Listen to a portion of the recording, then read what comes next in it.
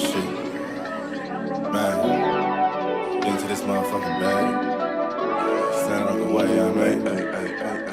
Sacrificing time for this shit, man, I got a plan. Tried to tell niggas years ago, they ain't understand. Riding by myself and it's cool, I'm all in my head. Everything in life you can't replace, I build relationships. Pretty little smile make a nigga wanna lock it in. We met the same time I lost a friend, we should try again.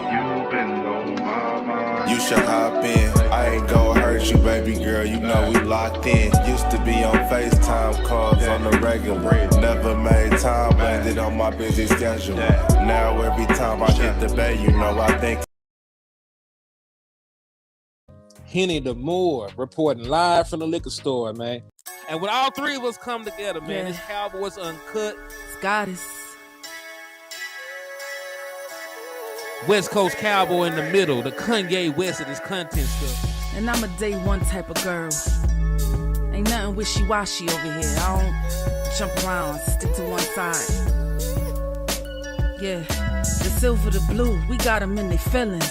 That star on the field, come pay the D a visit. They say it's hatred, is it? I call it hate and simping. Cause if we wasn't that hating, they wouldn't be in our business. Listen, West Coast say the water tastes better. The fan base go harder, and all the ladies get wetter. Yeah, that's how it is when you straight reppin' for Dallas. We get it in the trap, and landlord tell us what's happening. No explanations in no shape, form, or fashion. When Henny drop the stats, ain't nothing else to be asking. Them numbers don't lie, that's why your argument dry. And we still got them rings, you got your eyes on our prize. Whether an eagle, a giant, or a commando, you in the parking lot crying, we in the Lambo, we stay in our bag, we run it up in the draft. You still talking about the 90s, so who's stuck in the past? Get off me, and I'ma need you 6 feet back. And we ain't hearing nothing till your team beat that. And we ain't scared of running. CeeDee Lamb. So only one team over here is Cowboys. Believe it. Swallowed up. Yeah, this you got is the poet. Big up West Coast Cowboys, HTM Sports, and Landlord from Alabama. Y'all check them boys out, man. Don't play around with the Cowboys content. Yeah, and you know it's DC. Yeah, DC4L. All day, every day. My dear Aunt Sally, we is at the P right now. We gotta go to free agency, then we gotta go to draft, then we can talk about training camp. And Stephen Jones, who's also a multi-millionaire, moves and feels like a what? Like a dude that is got $15 in his bank account. We finna come marching to Dallas with our picket signs, ticket torches, everything we can find. What's good with y'all, man? It's your boy, Henny the Moore, reporting live from the liquor store. How's everybody doing out there today, man? And hey, shout out to everybody that's already in the chat box with me, man. Jarvis Wright, hallelujah. Yes, hallelujah. We are live. We are in the liquor store. We are finna get a little drunk on a Saturday morning, man. And hey, we finna rock out, man. We finna have a good time. And listen, I know I don't go live as often as I used to. Just blame it on my schedule. I'm working 2 gigs right now, trying to run it up. So I still try and find time to get on here to chop it up with y'all, show you I ain't forgot about y'all, and talk Dallas Cowboys football, man. Because you know there's a lot of things being said, a lot of good and bad things being said, man. But you know we try to keep it real in the liquor store. Try to have some not so drunk takes, you know what I'm saying? So we're gonna have a good time today, man. And as you can see by the title, we're gonna be discussing some recent things. You're gonna get my reaction from the CeeDee Lamb injury, how I think that was handled, if I thought that was handled right. We're gonna talk about some of the comments that Jerry Jones recently just made. Ooh, excuse me. He's having a little bit of buyer's remorse when it comes to a couple players that he acquired through the draft. And also, man, we're gonna just talk about who to be watching for during this Eagles game, man. Like it will be no Jalen Hurts, it will be no CeeDee Lamb, no Dak Prescott. So it's gonna be a weird game to try and get through, man. But if we treat every single game like a preseason game, we're just out there looking to pretty much just see who's stepping up, see who's making plays, see who we want coming back.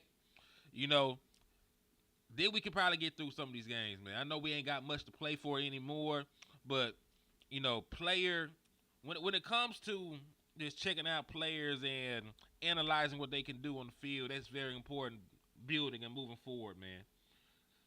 Also, we are still beefing with YouTube. Like YouTube still hating us out. It's gonna be at least till February till we can get monetized again. So you got love in your heart. You want to see the liquor store prosper, flourish, and all the other good words that mean positivity. Hit the Cash App, man. Help keep the lights on over here. And anything you're seeing is greatly appreciated. If you ain't got it, Christmas just passed. I understand. But if you can spare $1 or two, hit the Cash App and we make it do what it do with it, man. But without further ado, let's go ahead and get into the content, man. Because that's what you came here for. That's what I got on here for. But let me play some music, though. I don't like just talking and hearing my voice the whole time. Hold on.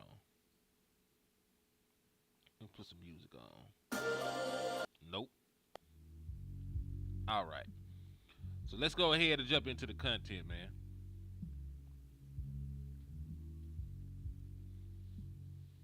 It said, when you are worse than Miami, then you have problems. Did you play Roblox? No, what the fuck? What my grown ass look like playing some Roblox, boy? Nah, I don't play Roblox, kinfolk. I play NCAA. Madden ain't worth a damn, but you know. But hey, shout out to Jameson Taylor. He said, but when I get a kidney January 6th at Emory, we're gonna have to go back again. But hey, this is a good thing you found it's a good thing you found a kidney though, man. I'm happy. I know that you've been going through the dialysis and everything else, man. So salute to my boy Jameson Taylor, man. Salute to my boy Jameson Taylor. I'm happy for you. I'm glad that you are finna get you a kidney though, man. So hey, let's always look at the positives. Let's always look at the positives. But yeah, let's start with the CeeDee Lamb news, man.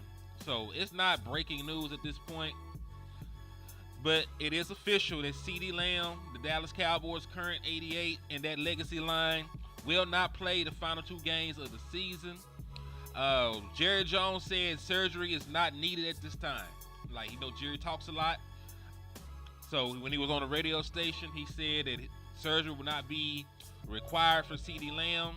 But had he taken more damage to that shoulder, he would have needed surgery eventually. But this is my thing about the CeeDee Lamb situation. Call me selfish. I know that folks are giving CeeDee Lamb a lot of credit for playing through this injury. I thought it was stupid. Just straightforward. Even before the Dallas Cowboys were officially eliminated from the playoffs, their chances of making the postseason were at 1% for like 3 consecutive weeks. 2%, 1%. It was under 10% for over a month. There was no reason for CeeDee Lamb to continue to take the damage that he took for an opportunity that was no more than a pipe dream. It was a fugazi illusion and a mirage that anybody thought the Dallas Cowboys would make the playoffs after starting 3-6. It just doesn't happen. Everybody else around you has to fall on their face and fail. You have to damn near win out after showing your inability to win games for the majority of the season. It just didn't make sense to continue to play CeeDee Lamb, in my opinion. I know that he hit the record marks. You know, he got the 4 consecutive seasons of 1,000 yards. He's setting these records and stuff. I know. I'm glad he got that. But long-term health, it didn't make sense for CeeDee Lamb to keep playing. You had really no chance of making the playoffs. Like 1% is a chance, but if I told you wouldn't bet your life on 1%, would you? If I told you, hey man, if you go over here, there's only a 1% chance that you will survive. Would you do it? Would you leave the future of your children and your livelihood up to a 1% chance? You wouldn't do that. You wouldn't do that. So with the Dallas Cowboys knowing they only have about a 1% chance of making it to the postseason, I would not have continued to play CeeDee Lamb. Your quarterback is already down. You already lost Morgan Overshawn for a prolonged period of time. You already lost Trayvon Diggs for a prolonged period of time. Over the course of this season, Deron Bland has missed a prolonged period of time. You have not had injury luck this year to be playing like that. Injury luck has not been on your side at all. So, you know, I am a believer in Murphy's Law. Anything that can happen will happen. And that is something that's going on this season. We have seen the worst end of the spectrum on Murphy Law, because we have seen everybody humanly possible get hurt. From Zach Martin, Dak Prescott, Marshawn Nealon got hurt. Your rookie that you brought in to help try and replace the production of Stephon Gilmore and Seatbelt, he got hurt, and he got benched as well. We ain't going to even talk about that. He got hurt and benched. So you had horrible luck with injuries. I would not have played CeeDee Lamb for as long as I have. I'm sorry, because I know we like holding on to dreams and prayers, and I know you got to sell tickets. And at the end of the day, I think that was the most important thing to Jerry Jones when they made this decision of playing CeeDee Lamb. You may not be able to see the $60 million man, Dak Prescott. We may not even make the playoffs. But you can come and have memories of saying that you saw CeeDee Lamb catch a couple touchdowns. You could come and say you had memories of CeeDee Lamb having a 100-yard game this week. You could come and have memories of all these things, right? And that sells tickets. But I don't think it was smart, because just to be frank, part of roster management is not just signing players, to the roster. It's not just free agency. It's also managing the health of said players while they're on the team with you, right? And overall, in that facet, you have failed. You have not managed the health of any of these players recently very well at all. You didn't handle the Tony Pollard situation well. You didn't handle Trayvon Diggs' situation well, bringing him back so soon after a season-ending ACL. He should not have been starting week 1. You did not really handle any of these guys. You got away with it with Dak Prescott when he broke his leg. I don't even think Dak Prescott should have came back week 1, but he balled week 1, back in 2021. But still, everybody rushes back in Dallas. If you get hurt in Dallas and it's a season-ending injury, you're probably going to be back playing week 1 of the following season.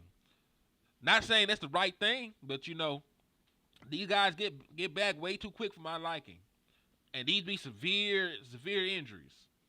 Now I'm glad that they're already talking about the Marvin Overshown probably not coming back until the end of next year.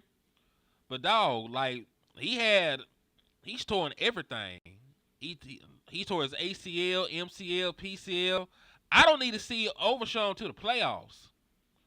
If we make it to the second round of the playoffs, that's when I need to see the Marvin Overshown. Like, I don't like the way the Dallas Cowboys handle injuries. They're too lackadaisical with it.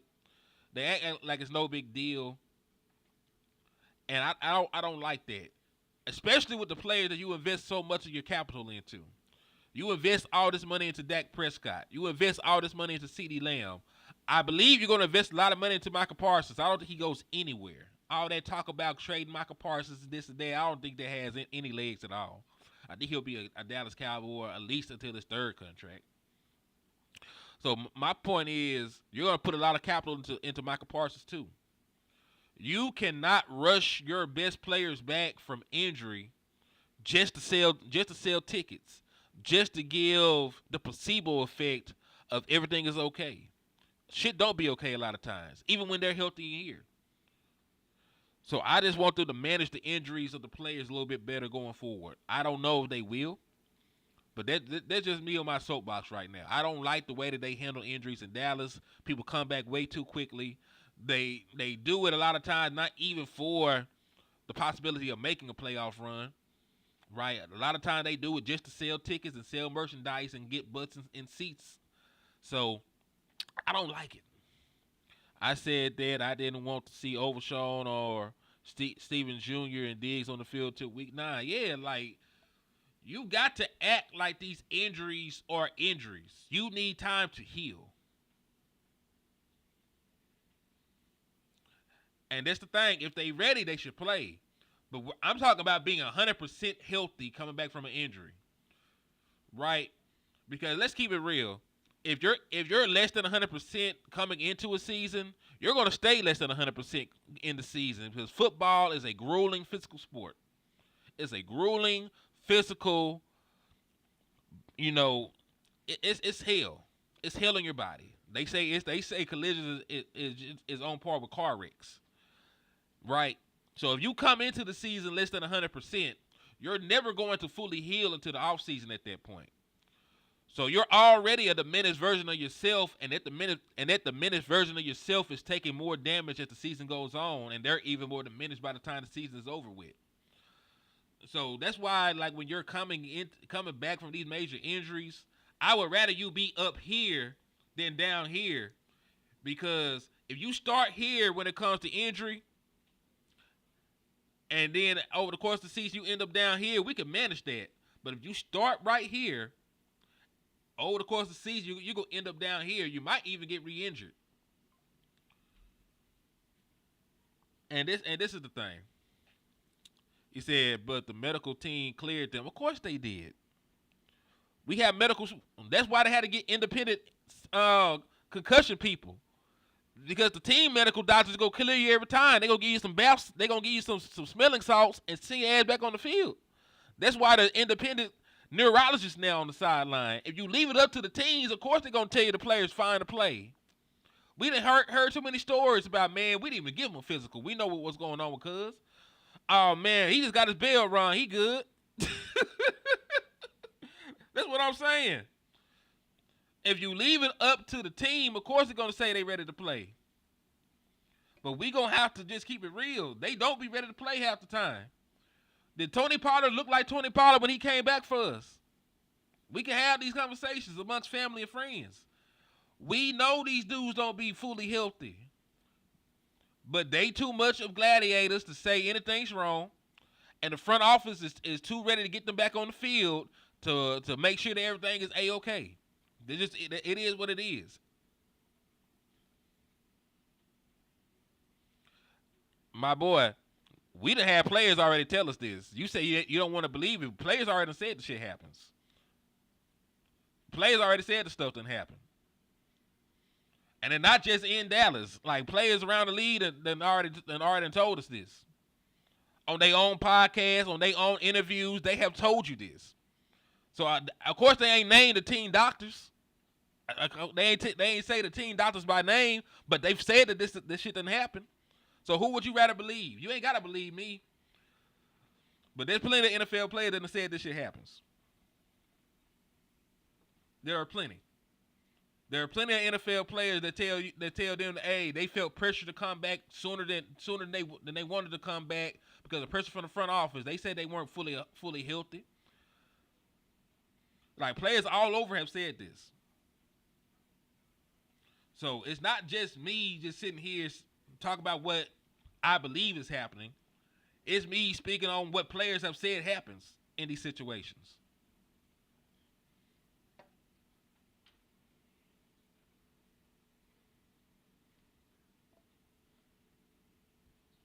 He said players can say they not ready and sit out. Why don't that happen? It does happen. It does happen from time to time. Players will tell people that they're not ready to play. But at the same time, you also got to remember, not every player is created equal in the NFL. If I am a guy that is a undrafted free agent and I finally got a role on a team, nobody is waiting around for me to come back and be 100% healthy. I'm nobody to them in the grand scheme of things. So it's levels to it as well, dog. But it's not really even about arguing it. Like, they've already said it. Like, you can disagree with them, but I'm just relaying to you what's been said and what's been done.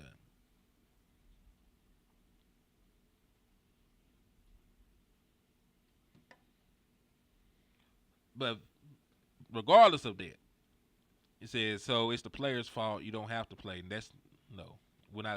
I'm not going to have that exchange because I'm not going to blame a player, an employee, from being pressured by their employer. We're not going to do that. If it wasn't the NFL, it would be a malpractice. Like, yeah, you got to keep your job as well. Nah, it ain't. Because not all these players have the same choice, dog. We ain't finna sit here and act like folks are going to treat every player the same. They're not going to treat a 7th-round pick with the same kind of love and patience as a first-round pick. If you're a guy fighting for your NFL life and career at the bottom of the totem pole, they can exert a certain amount of pressure on you that they won't try. And if you're somebody on the flip side, if you're somebody that signed a lucrative contract with a team, they also will try to play the game of, hey man, you're obligated to this. You signed on the dotted line. We need you. We paid you all this money. They can exert pressure like that as well. So we're not gonna sit here and act like nefarious shit don't go on in corporate America. Just because it's the NFL does not mean that bad business practices are not happening around the league. Yeah, dog, and your job doesn't pay you millions of dollars. You get workman comp and all kinds of stuff. Like it's a different world in the NFL. You know what I'm saying? I'm gonna get the paid leave and get my salary and everything else that's going on. For these journeyman players and guys that are trying to snatch on at the bottom of the roster, it don't work like that. And we know it don't work like that. That's why Hard Knocks is crazy. I wouldn't like y'all see some of the shit that happened on Hard Knocks and y'all don't think that shit happens. Okay.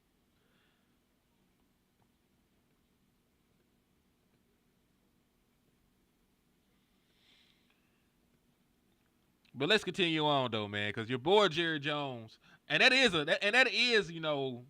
very good talking point.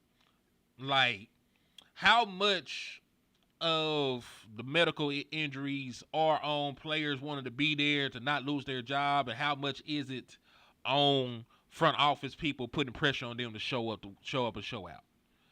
Like that's probably a topic for a different day, because I want somebody else on here with me to have that conversation. I might bring this up on Boss Land next time I'm a guest on there.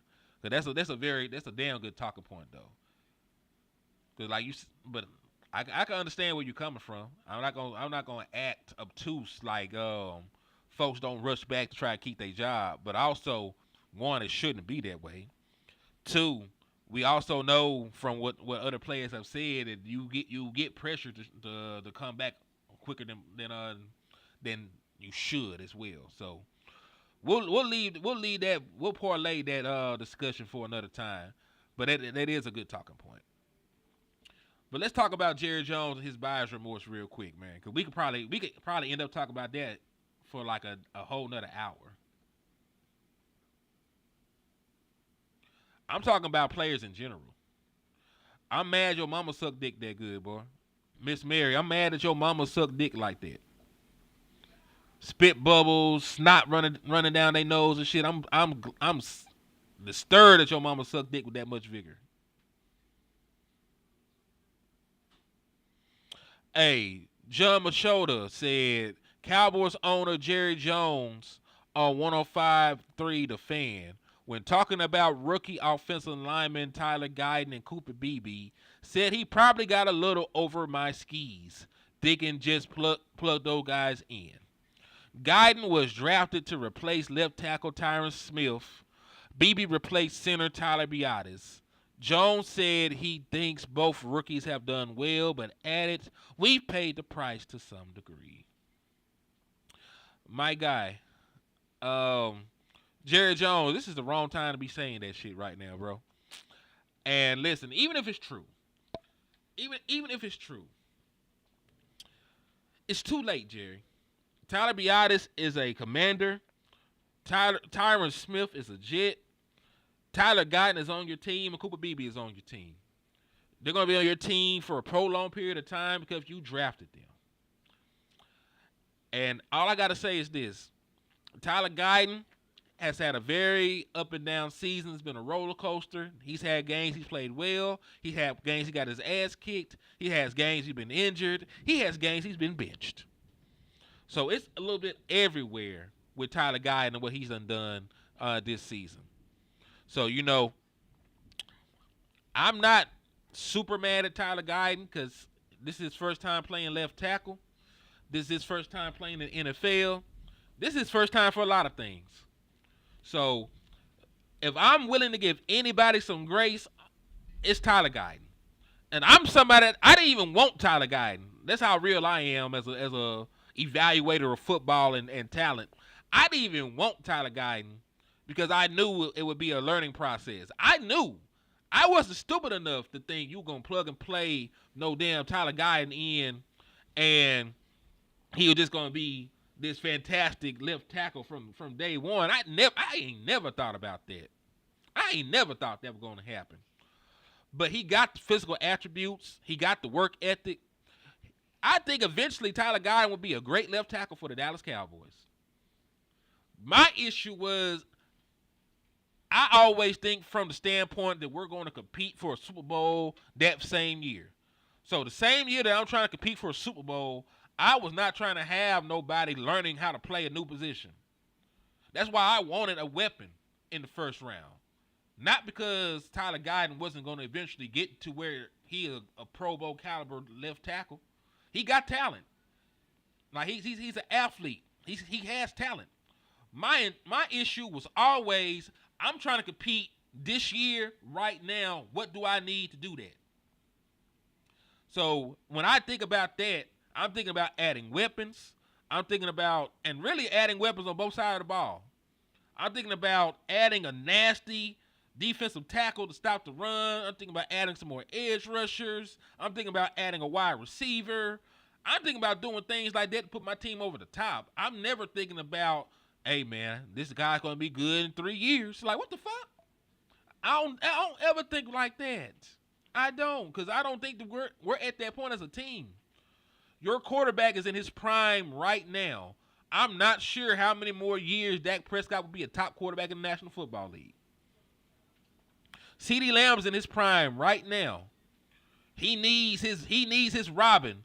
Matter of fact, if he's Superman, he needs his Batman. World's finest. We need his running mate on the team right now to go and make this playoff run. Right? I need somebody that's ready to stop the run right now. I can't keep waiting for Monty Smith. I need that run stopper right now. That's why I was standing on the table for them to get a defensive tackle. Right? That's why. I'm just saying, dog. Like the Dallas Cowboys try to play the long game when your window is now.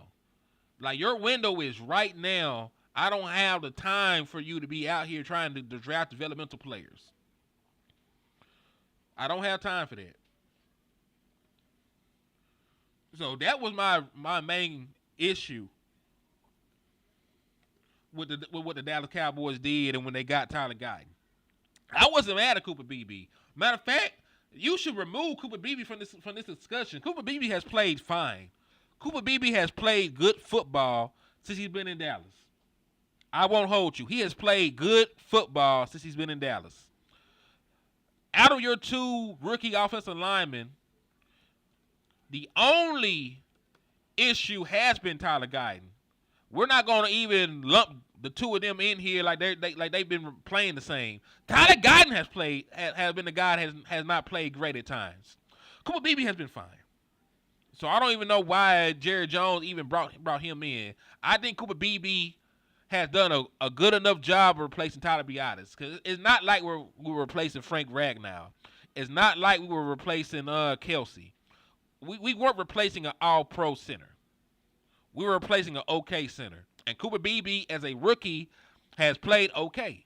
So in year 2 and year 3 and going forward, Cooper Beebe will be a great center. Right? You only go up, really. If this is the worst that Cooper Beebe is going to be, I have no issues with it. I have no issues with it. But we're not going to even sit here and play like Tyler Guyton hasn't been the one that's that's been a little lackluster. So yeah, man. Jerry Jones, it's too late. I don't want to hear shit from you no more about who you done drafted and being a little bit over your skis. We told you this shit back in the draft. Listen, y'all remember I was sick. My face was swollen up, leaking pus. I had a bad fungal infection. They didn't know what was going on with me.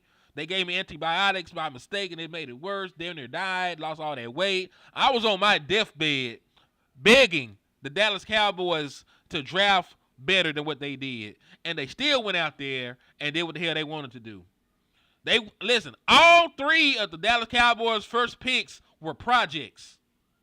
All 3 of the Dallas Cowboys' first picks in the NFL draft were projects this year. They went out there and got Tyler Guyton, who ain't never played left tackle, right? Has been a right tackle his entire time in college, but they sold us on the fact he was protecting the blind side of a left-handed quarterback. It would be fine. They went out there and they got Marshawn Nealon, a pass rusher who needs help pass rushing. Right, he's already a good run stopper, but he needs help to develop into a pass rusher. But he got great athletic traits. Then you got Cooper Beebe, who was a career guard, and you moved his ass to center. Right. So all 3 of your first picks were guys who had upside but weren't there yet.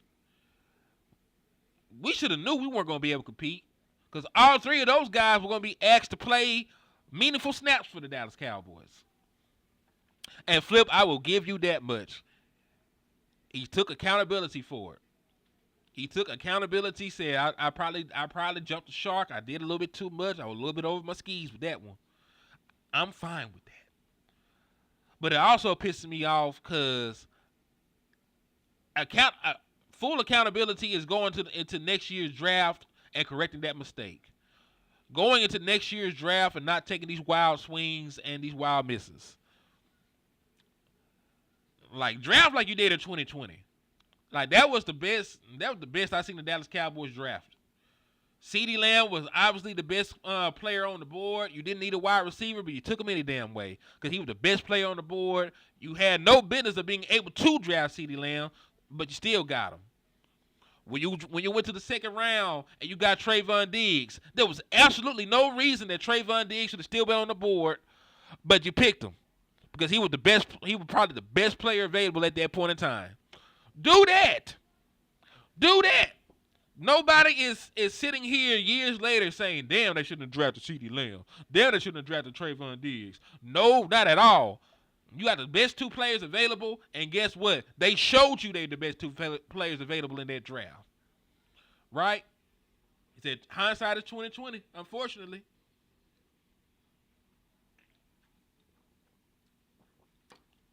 Unfortunately.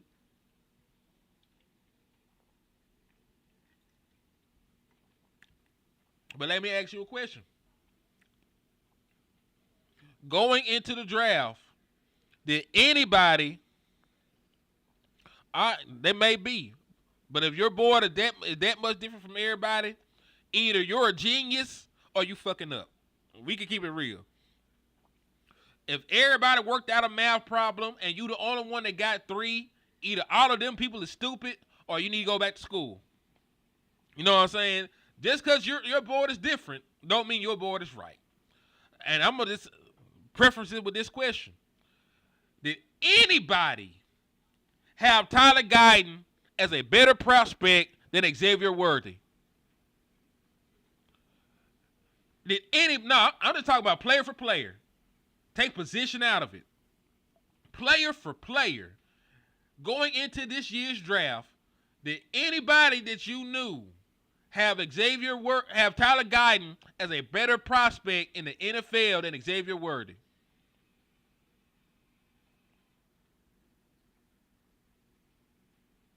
Simple question to everybody in the chat box with me.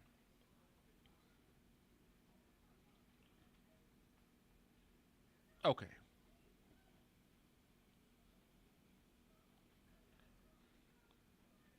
Elijah says nope. Rico says no. What's up, Miss Charles? It's always good to see you, Sadiqa. I hope matter of fact, if I ain't said it already, I hope all y'all had a blessed and wonderful, Christmas and holiday season.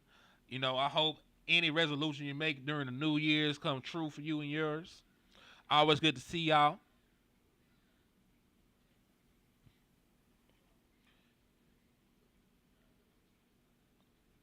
Flip, we could say that. We could say that. At the same token, the people that draft the best player available when they go on the board, they usually come out fine. They usually come out fine. Like, none of this is an exact science, but some of this stuff we overcomplicate. I would much rather have a wide receiver who ran the fastest 40 in combine history and just came off of a season with over 1,100 yards receiving and had all those other all-purpose yards. I would rather take him and play him in his natural position than to take somebody they ain't never played in a position and put them there.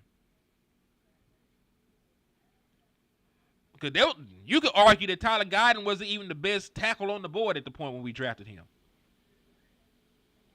There's arguments that Tyler Guyton wasn't even the best tackle when we took him.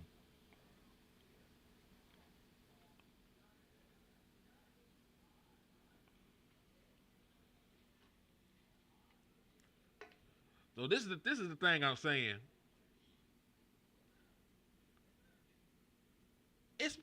It's sort of at the point where that was a reach. If we're being 1,000% fair with ourselves, that was probably a little bit of a reach, dog. I'm not saying that he shouldn't have to win in the first round. He probably should have went at the end of the first round. He shouldn't have went over Xavier Worthy.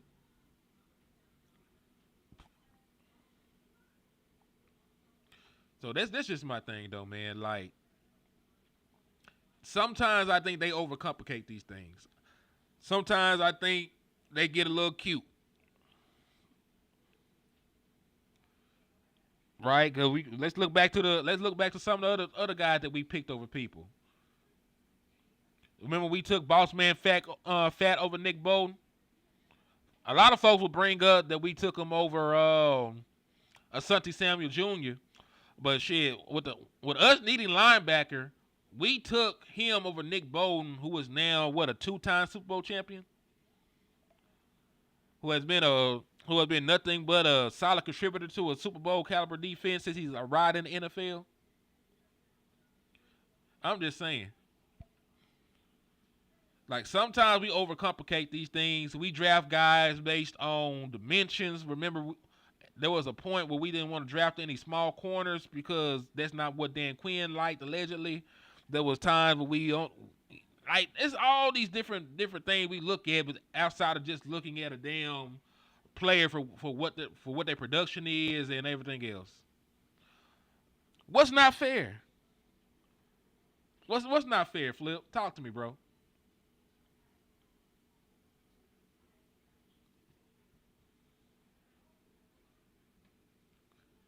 Talk to me. Listen. I been wanting to hear from y'all. Y'all my people, man. I rock with y'all. Even if y'all, and listen, y'all ain't ever got to come on here and blindly agree with me. I don't run a cult. All y'all are free thinkers. All y'all are grown. I always encourage people to come up with their own train of thoughts and thinking. Because, hell, I might be over my skis sometimes. It's always good to have open dialogue with my people. So, Flip, elaborate to me, my brother, why it's not fair.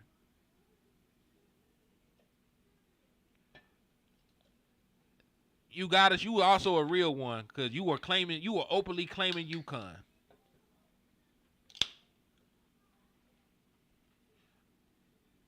By the way, shout out to my Arkansas Razorbacks for their bowl win, beating up on poor little Texas Tech. They probably didn't deserve that, but you know. Oh yeah, the love of LVE and trying to protect his job. And then LVE turned around and retired soon after. Ain't that some shit?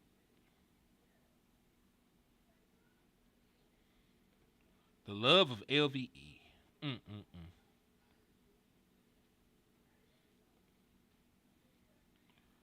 But yeah, we could have gotten A-Chain, but we chose Schoon instead. Now listen. There are a lot of guys I would have drafted over Schoonmaker. Right? A-Chain.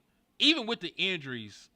Because I don't know if he has the same career trajectory in Dallas. Maybe he stays healthy here with our medical staff. But I would have took Tank Dell as well. Tank Dell has been a good wide receiver. He just that had 2 horrible knee injuries so soon into his career. So maybe we dodged the bullet on not getting Tank Dell. Maybe Schoolmaker eventually develops into a good tight end. Because, man, matter of fact, I'm going ahead and just flip the convo real quick. Because we do got a game coming up in about 24 hours. We do got a game coming up in about 24 hours, man. We're going to play them raggedy-ass Philadelphia Eagles, the shit eaters, right? The flying rats. So we finna play them fools. But remember, said we can go back to every draft with every team and do this. I don't believe we can, because we can't go back to some of our drafts and say that. We've had some really solid drafts from start to finish before. We did. Cause let me ask you a question: did you feel this way about the 2016 draft? When you got Zeke, then you turned around and you got Jalen Smith, who ended up being a Pro Bowler for you. He didn't stay healthy. He didn't. Did you feel that about getting Dak Prescott and getting Brown and all those other guys that ended up being good players for you in that draft? I know they didn't end up being superstars, but you got a lot of value out of that draft. Right? Did you feel that way about the 2020 draft? I don't think we did.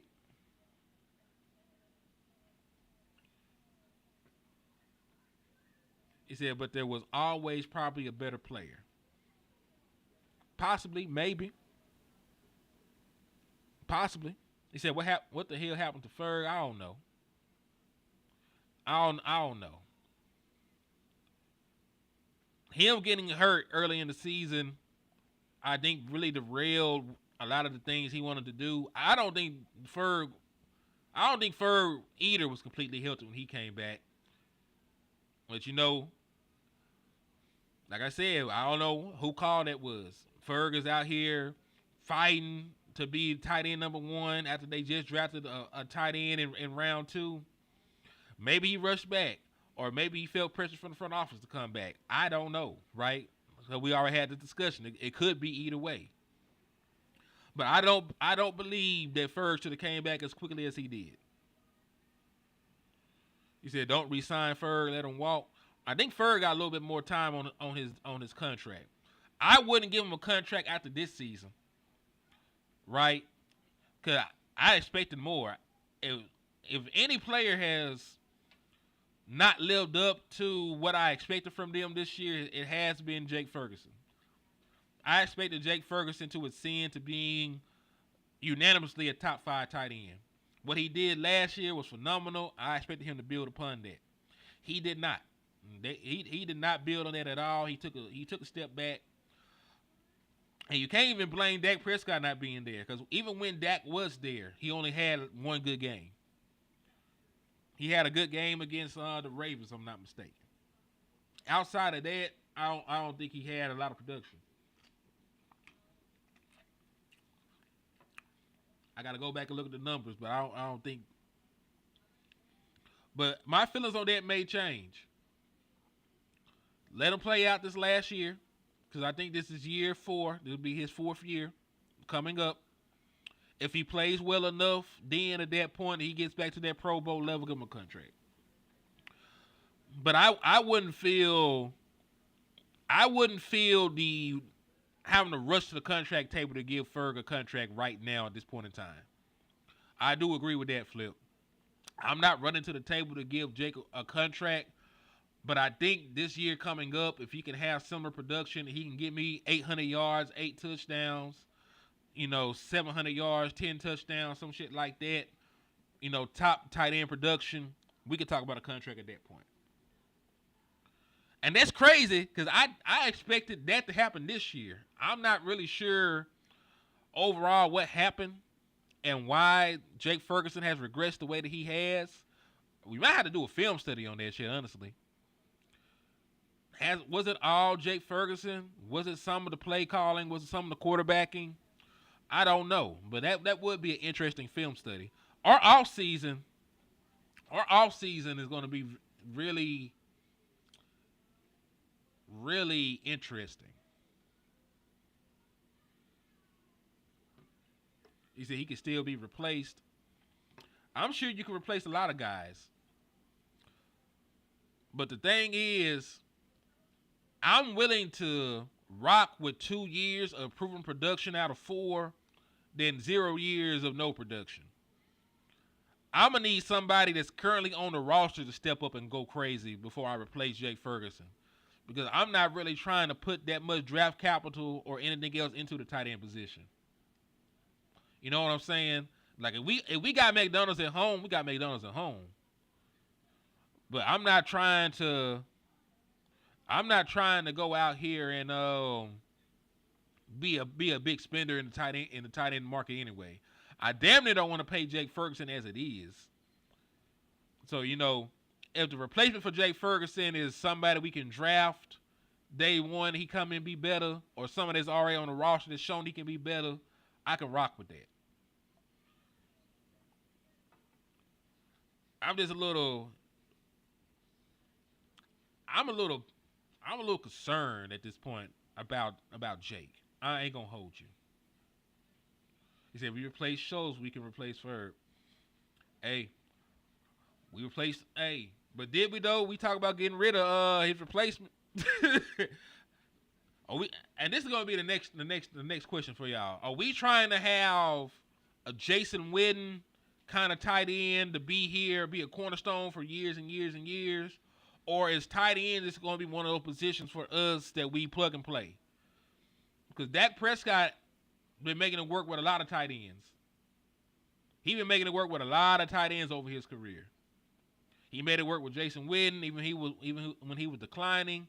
He made it work with Dalton Schultz. Dalton Schultz got paid. He made it work with Jay Ferguson. He made it work with, what was the other boy that used to always have the big plays against the Giants? He got paid and he got hurt. Right? So Dak Prescott has a history of playing well with any tight end you throw out there. So is Dak Prescott and this team, do we need a premier tight end? Or is Dak Prescott going to just make that tight end good? He's going to throw in the ball regardless.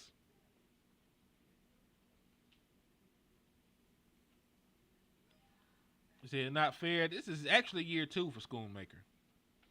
This is actually year 2. So this is going to be year 3 for Schoonmaker next year.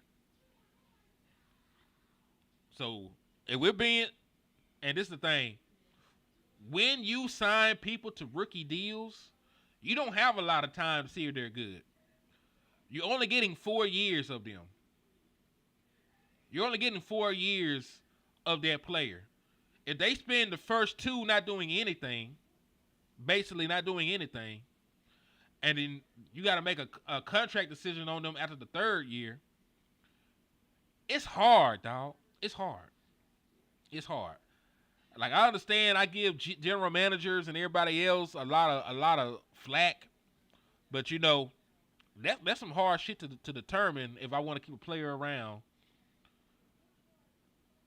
Like, were they not productive because I didn't put them on the field enough? Or were they not productive because they weren't good enough to get on the field in the first place? You know what I'm saying? And if you produce in your 3rd year after not doing anything in the first 2 years, is that 3rd year an anomaly? Or did you finally just reach a new level of understanding of the offense and a new plateau in your development as a player? Like, those are things you really have to ask yourself. Thank you, Blake Jarwin. That was the boy name, Blake Jarwin. So, yeah, man.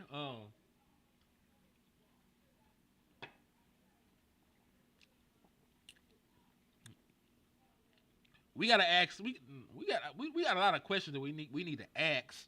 I'm not sure we have the answers to these questions, but some of these questions do need to be asked. Woof, y'all came out shooting. He said, would you give Monty Smith a contract or let him walk? Based on what he done did, that man don't need no contract.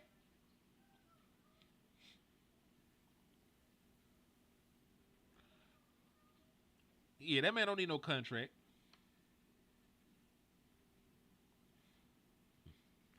But listen, I definitely do believe you need a premier running back. I do think you need a premier running back. And I do think you need a tight end with a post.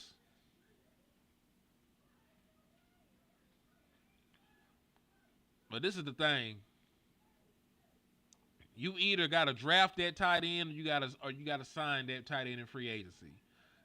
If Jake Ferguson is not him, if he's not that caliber of tight end, if you think Dak Prescott needs that level of tight end, if you think he needs a playmaking tight end, you either gotta sign that and spend money, or you gotta draft that and spend good draft capital.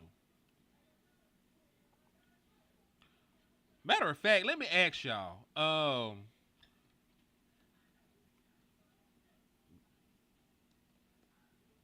Let me see. Because, listen, we seen tight ends come in and be great. Like Sam Laporta. Sam Laporta came in and he's been a good tight end since day one. He was a second-round pick. Top of the second round, but he was a second-round pick. If I spend a second-round pick on a tight end, I need to get a Sam Laporta. I need a Sam Laporta kind of tight end. I need somebody to come in and get 900 yards and 10 touchdowns if I'm spending a second-round pick. If I spend a first-round pick, I damn sure need somebody like Brock Bowers. Brock Bowers has been great out the gate. Sam Laporta has been great out the gate. If I'm spending that kind of draft capital on a tight end, I need that. That may be unrealistic. That may not be fair. But if you're a tight end and if you're going that high, I need you to outperform some. I need you to outperform some of the wide receivers I could have took. Bowers is outperforming some of the wide receivers in this draft class with the way he's been playing. Sam Laporta outperformed some of the wide receivers in his draft class with the way that he's played. Right? If you go that high, you are a difference maker on offense. You're not just a blocker. You're not just a check down, block and release into the flat motherfucker. You are a difference maker on offense if you get drafted as a tight end that high. Nah, we got so many holes on this team. It's pathetic. Listen, I want y'all to understand something. We are not filling every hole that we have. We're not filling every hole we have through the draft. You got too many. We have way too many holes to fill with the draft. Really, if we're being fair, right, we shouldn't be talking about the draft until after free agency is over with. You don't know what holes you actually have to fill with the draft or what your needs are until free agency is over with.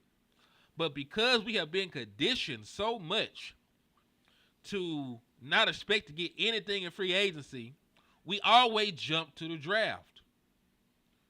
We got people making mock drafts in the middle of the season because we know that's the only way to fix our team, because they never get premium free agents to actually come in and make a difference or make an impact.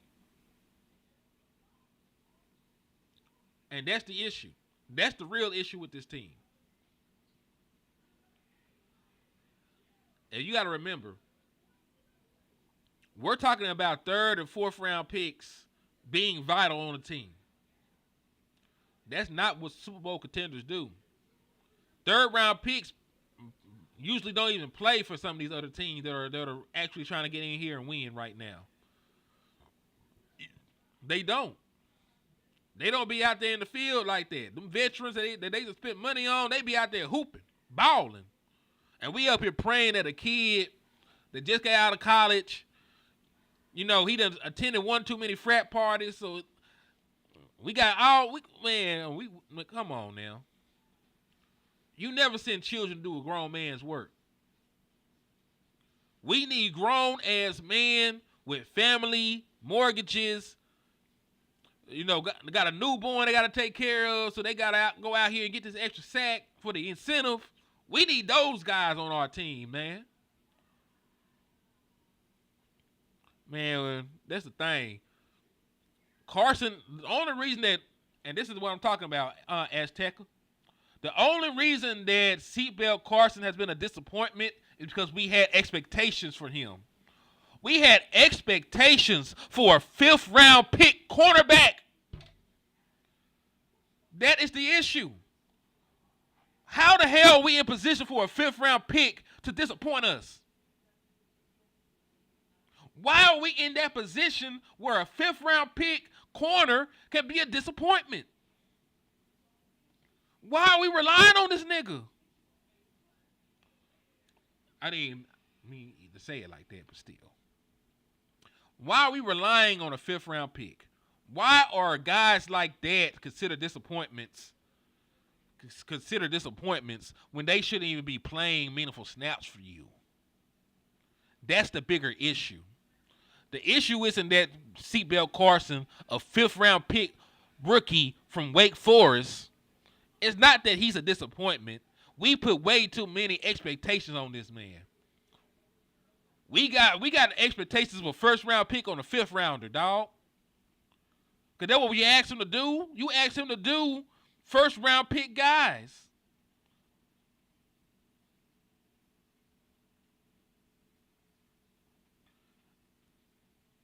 Yeah, that's a rarity too. If we talk about rarities, well, like you said, you ain't lying. Bowers and Laporta are anomalies. Rarities are also guys falling to the 5th round that shouldn't be. And Bland is a rarity. You know how many other 5th round picks we done drafted that wasn't worth a damn? Just like really our 4th round pick tendencies are rare as hell too. Like Dak Prescott was a 4th round pick. That shit don't happen for quarterbacks that the 4th round pick guy transcends to being the franchise guy. Just like before Brock Purdy, nobody gave a damn about Mr. Irrelevant. There's been hundreds of Mr. Irrelevants before Brock Purdy, and none of them did shit until him. You know what I'm saying? So like it happens, but it's not something that happens as often that we try to make it seem happens. Fred Warner, anomaly. DeRon Bland, anomaly. Dak Prescott, anomaly. And when I say anomaly, outside of the norm, you know. So it happens, but it don't happen enough for us to bank on that. And I think that is also an issue with this team. We get lucky too damn much. We get lucky too much with our late round picks. I ain't gonna say lucky. We do a good job of finding quality talent in the later rounds. So now every time somebody get drafted, we think that they can come in and hoop and ball, instead of actually judging them by where they actually were drafted. We should have 5th round expectations for the 5th round picks regardless of our track record. It's not fair to them. No, I don't stop watching the draft after round 3, but I have the right expectations for the players. I have the right expectations for the players in the 5th round. If you're a 5th round pick, you deserve to have 5th round expectations. If you are a 1st round pick, you deserve to have 1st round expectations. It should not be that Tyler Guyton and Seatbelt Carson do not supposed to have the same set of expectations coming to the league. They should not. They should not. I understand what you're saying, that you can find quality talent anywhere. That's fine. But Tom Brady did not go in with the same expectations as a 1st round pick. He did not have that expectations. He had no expectations. They had no expectations for Tom Brady when he got drafted. They had none. And y'all not understanding what I'm saying. I'm not saying going into 5th, 6th, 7th, you can't find good players. But you should table your expectations for those guys. Seatbelt might be good down the line. He just might not be good right now. He's a 5th round pick. He played at Wake Forest. Not everybody's going to come out and have a DeRon Bland rookie season. I'm just saying we gotta stop putting the expectations on these guys out the gate. If you had no expectations for these guys, and then they give you anything that they gave you, you'll feel good about them. But because Seatbelt Carson, we talked him up during preseason and training camp, they gave the boy a nickname. We expected him to go in here and shut shit down, and we shouldn't have did that. Shit, I don't. Because guess what? For what much is given, much is asked. Right? For what much is given, much is asked. I'm giving a first round pick 5 years and a lucrative contract. Like, you can retire your mama off your rookie deal as a first round pick. You can retire your mama off that shit. I'm giving you good money to come in here and perform.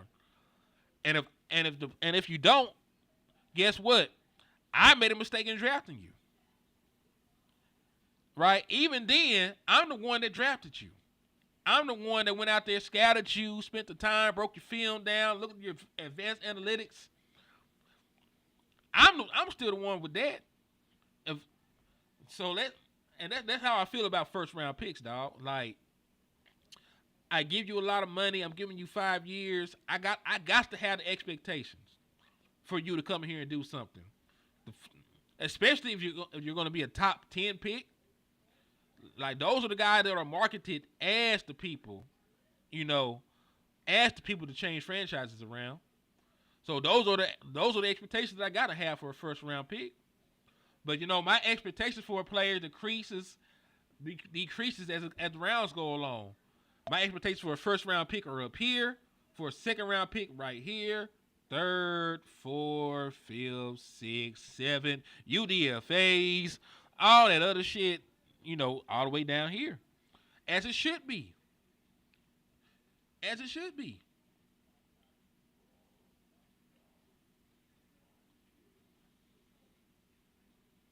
I agree. Young, legit receiver. Explosive running back. If you want to fix your offense, of course, that's what you need. You need another weapon for Dak Prescott to throw the ball to. Not named CeeDee Lamb. You need a dynamic running back to help Rico Dowd out.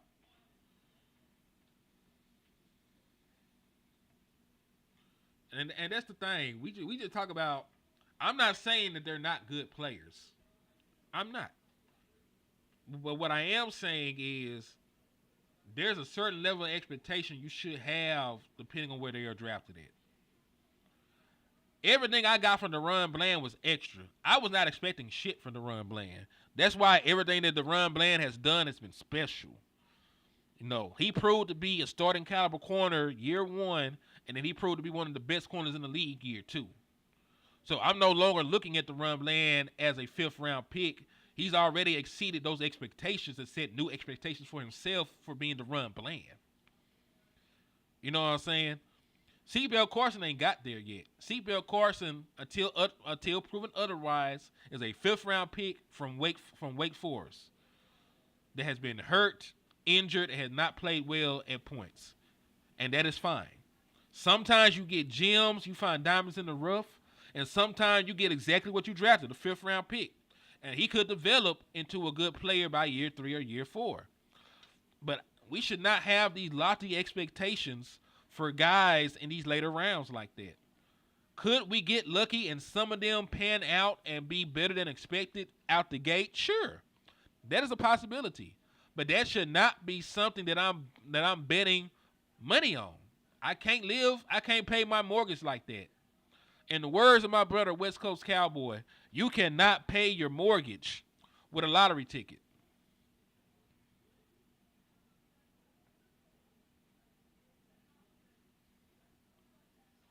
Yeah, that's true.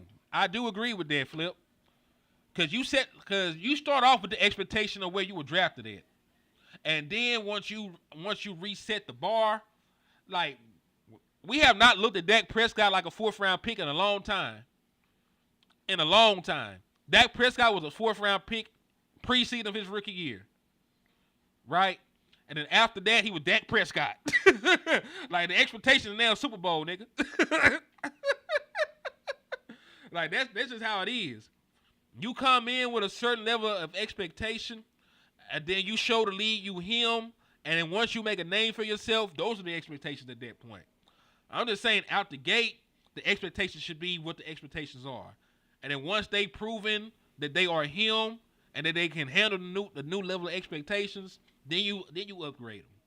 I'm just saying, coming out the gate, man, don't put that on them until they show you otherwise. And Flip, I'm not lying. I'm not gonna sit here and lie like the draft is easy. It's not. It's not easy at all. You know, I don't want to ever come off like I'm a drafting guru. I didn't want us to draft, man. I didn't want us to draft Tyler Smith. So you know I ain't always right about shit. I will tell you when I get it wrong, dog. I was completely against drafting Tyler Smith. And the man done turned to a damn all-pro. So this shit ain't easy at all, bro. It ain't. And I ain't gonna sit here and lie like it is. He said, get T. Higgins, draft Gentry, load up. Dog, I would love that.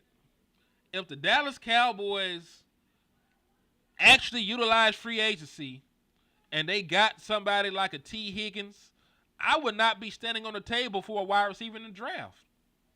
I wouldn't. Because you've already met that need. You already got a premier wide receiver to be CeeDee Lamb's running mate. Like real talk. If they actually did things like that, I wouldn't be up here screaming into the void about wide receiver and stuff like that. But because they never do it, that's why we are so infatuated with the draft. They never sign premier linebackers. You know, you got old man Kendricks. That's why you're going to need another linebacker this year. Because Kendricks probably ain't going to be back. You get some Band-Aids. You get Band-Aids when you need surgery. It said you do not pay wide receiver 2, never. In my opinion, okay. But this is the thing. Plenty of teams have done it, and they're successful. You know what I'm saying? The Eagles have done it. They're paying both A.J. Brown and Devontae Smith.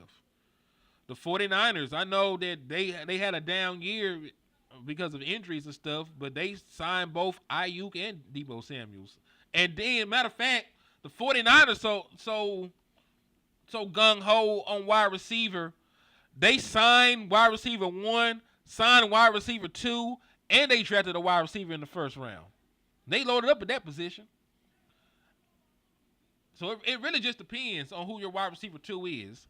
If your wide receiver 2 is Jalen Tolbert, you don't pay Jalen Tolbert. Right? You don't pay Jalen Tolbert. But if your wide receiver 2 was Amari Cooper, you should have kept him around, right? You know what I'm saying?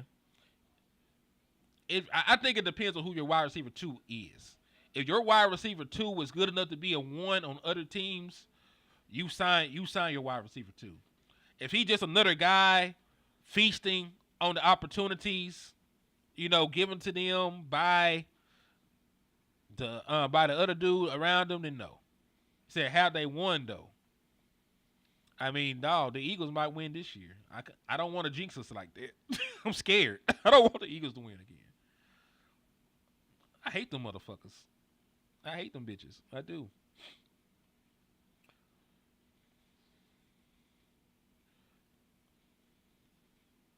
And they may not have won, but we can be fair. They've gotten close. They gotten very close. The Eagles got very close. And the 49ers got very close. It's just this bad man named Patrick Mahomes made sure nobody won shit.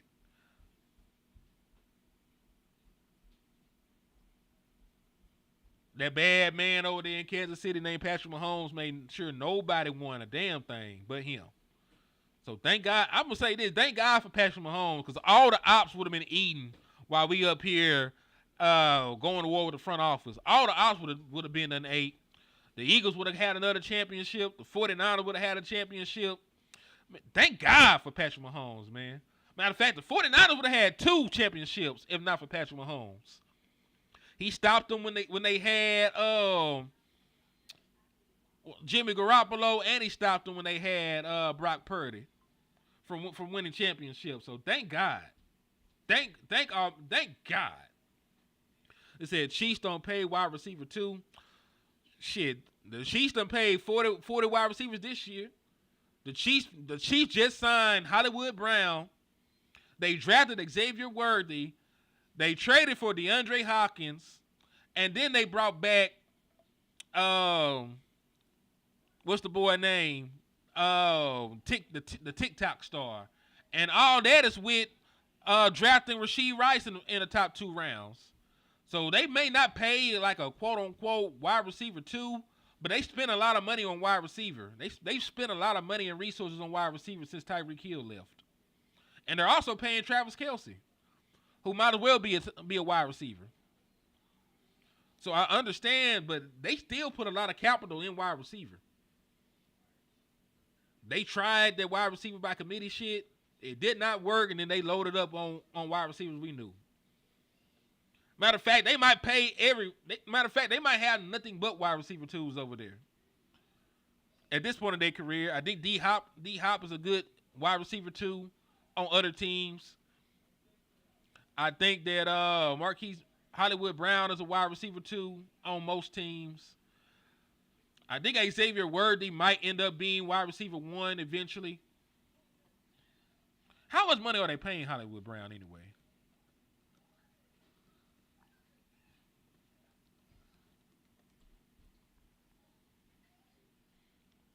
He signed a prove it deal. He signed a 1-year, $11 million deal. So that's fair.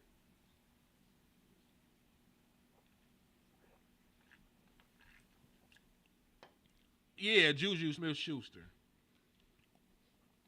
Nah, that's crazy, his career trajectory. This is completely off topic, but I thought Juju was going to be one of them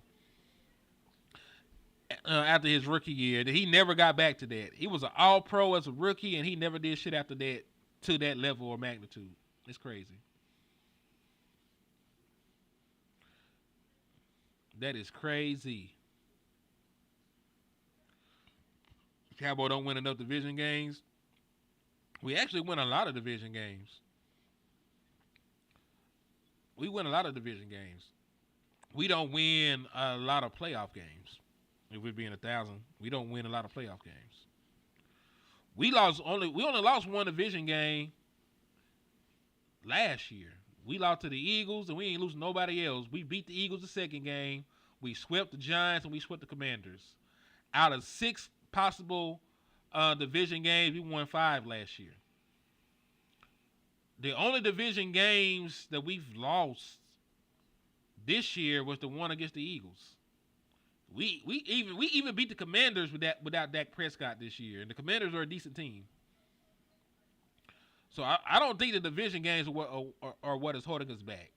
We get to the playoffs and we don't cash in on those opportunities. That just is what it is. And there's different reasons for that. You know, some of it is the construction of your team. You can't stop a nosebleed on the ground. And in a life or death game where they exploit weaknesses, that get exploited a lot. You know, you have some slow starts on offense sometimes. You have some untimely turnovers. There's been a lot of different things from why we couldn't, progress in the postseason. And really, it's year to year. It's a year-to-year thing. Because you go down the line, 2016, Aaron Rodgers converted a 3rd and 20 to set up a game-winning field goal, after we tied the game up 31-all, right? 2018, we gave up almost 300 yards rushing. 2021, we had 15 penalties, and Dak Prescott was pressured 20 times and sacked 5. 2022, we had the 2 turnovers by Dak Prescott. 2023, we were embarrassed in every aspect of the game by the Green Bay Packers. They ran on us. They had explosive plays. Defense gave up ass. Dak Prescott in the offense, no call, no show for the first 2.5 quarters. It's been everything for why we have not progressed in the playoffs, and that's the crazy thing. if it was just one thing, we could probably overcome it. But it's been a multitude of different things over the course, at least of the Dak Prescott era, why we have not gotten a lot of playoff success.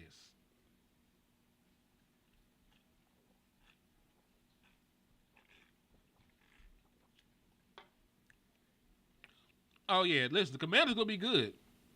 Eventually, the Giants are gonna be good. They need a quarterback and a couple more weapons. They'll be fine. But this is the thing, though, man. Like, knowing that your division is getting better should light the fire underneath you to want to get better as a team. What's up with you, Dunny Holmes? Thank you for tapping in and showing love, man. I appreciate you for rocking. Appreciate all y'all for rocking with me, man. It's been well over an hour and we just sitting here talking Cowboys football, and I appreciate that. It's always good, man. It's always good. Like, listen, it's the thing. If your team if the teams around you in your division are getting better, you got to get better.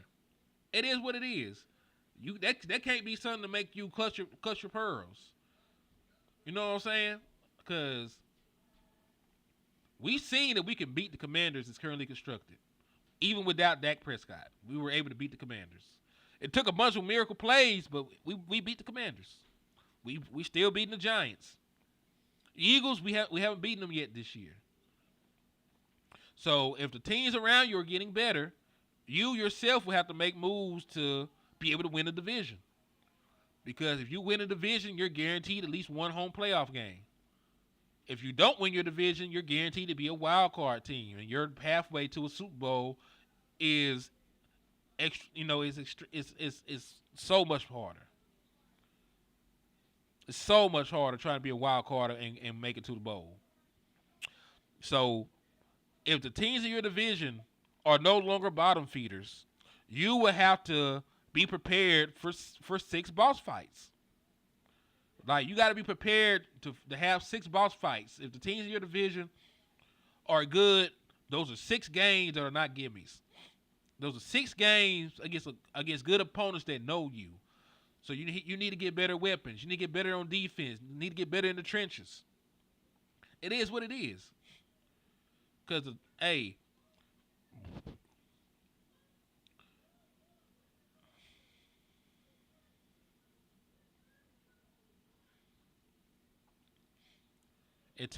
but this is the thing about the Chiefs. It took them 50 years to figure it out. I don't want to scare you. The Chiefs were not a perennial power till Andy Reid got there, and they ain't start winning championships or going to these big games until Patrick Mahomes got there. They had one title in like the 70s or the late 60s or some shit, and then the winning stopped. And they just got back to being a winning franchise during the Patrick Mahomes era, which has been under 10 years.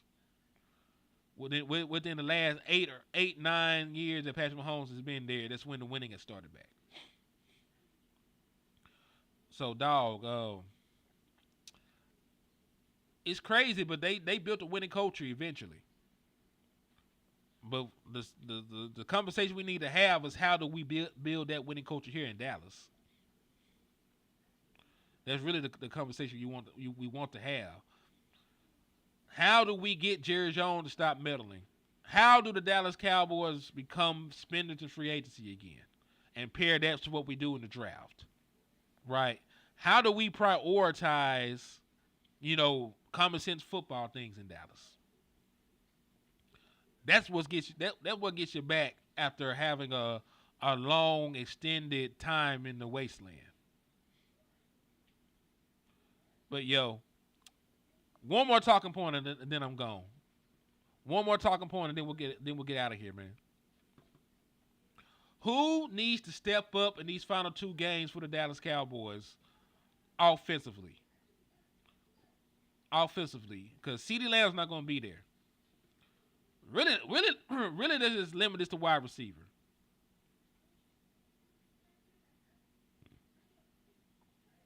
Let's limit this.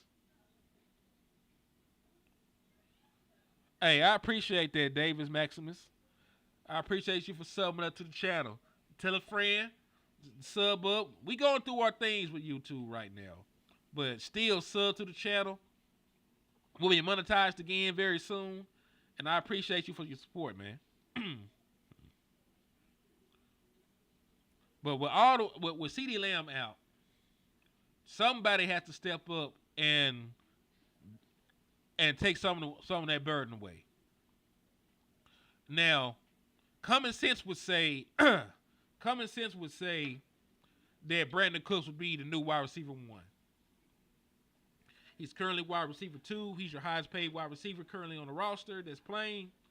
He should be wide receiver 1. But the next question is, who steps up as wide receiver 2?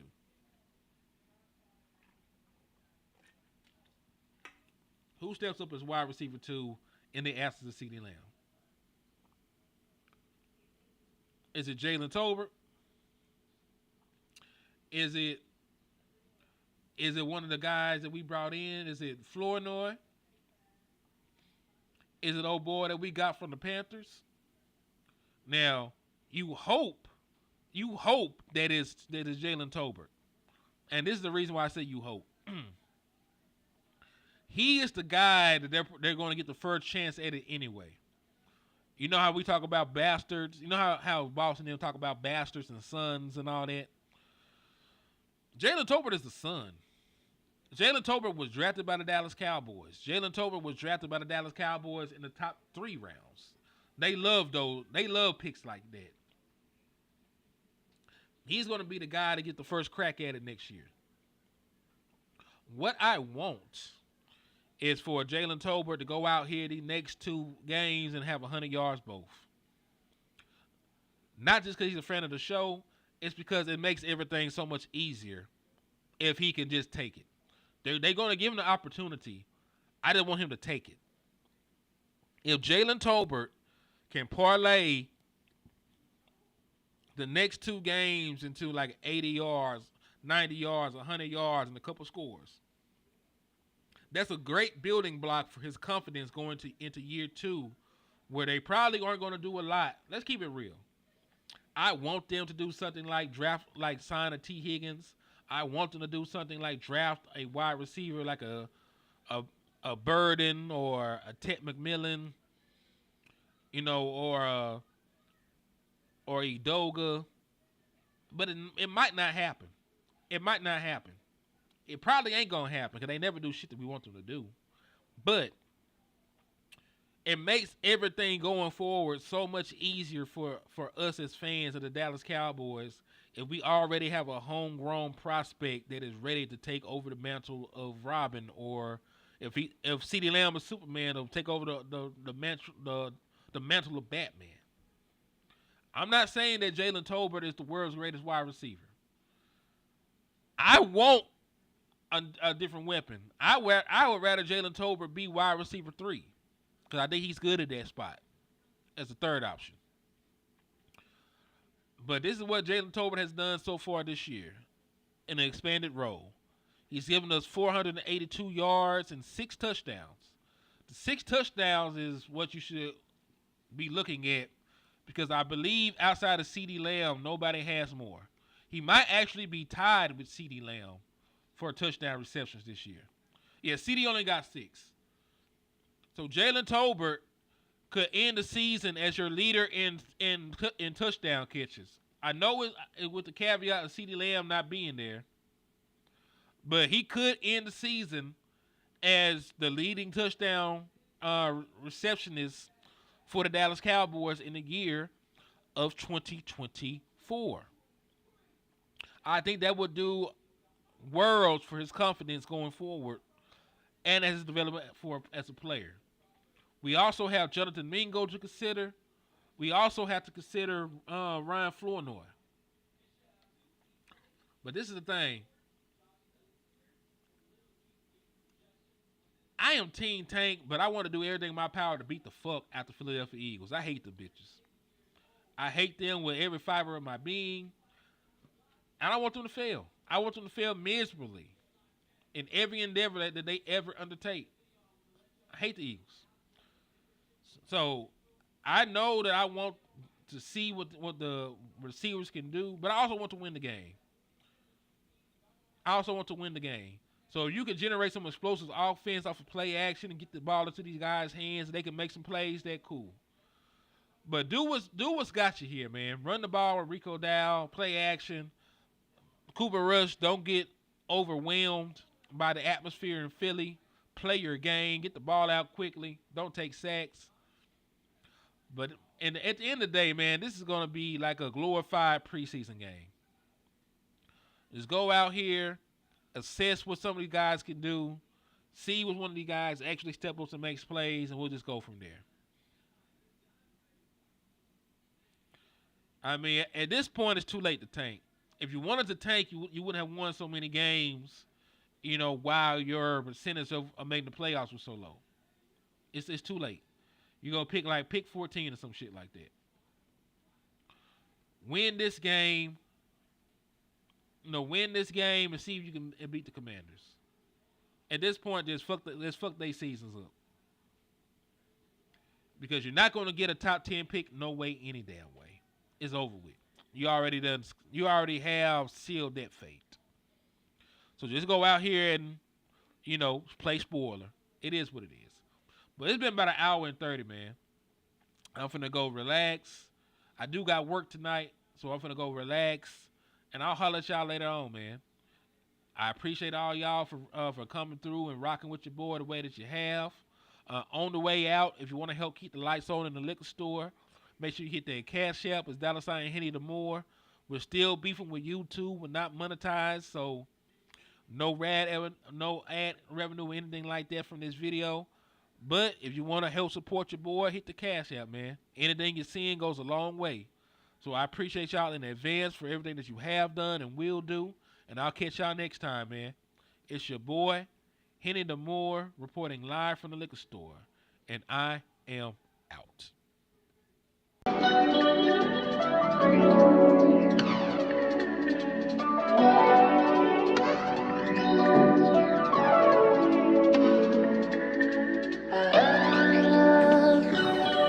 Thinking about changing locations and shit.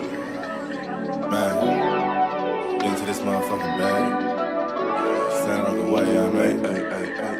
Sacrificing time for this shit. Man, I got a plan. Tried to tell niggas years ago. They ain't understand. Riding by myself and it's cool. I'm all in my head. Everything in life you can't replace. I build relationships. Pretty little smile make a nigga wanna lock it in. We met the same time I lost a friend. We should try again. You've been on my mind. You should hop in. I ain't gonna hurt you, baby girl. You know we locked in. Used to be on FaceTime calls on the regular. Never made time, landed on my busy schedule. Now every time I hit the bay, you know I think of you. Working on your brand, love, you know that I